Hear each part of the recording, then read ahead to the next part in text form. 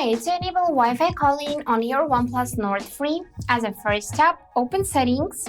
Here, you would need to go in the Mobile Network tab, and after that, select your SIM card. In my case, I have only one SIM card, so I'm gonna choose this SIM1. And now we can see the section Wi-Fi call. So go in here and as a first step, enable it by tapping on the switcher, and after that, in the calling preferences, choose one of two options: Wi-Fi preferred or cellular preferred. So prefer cellular calling. If it's unavailable, use Wi-Fi calling. Or you can switch to this option and preferred Wi-Fi calling, and if it's unavailable, just use the cellular calling. So just tap one of two options and save the changes by tapping the done button, and now Wi-Fi calling is enabled. So that's it for today. Hope this video was helpful and thank you for watching.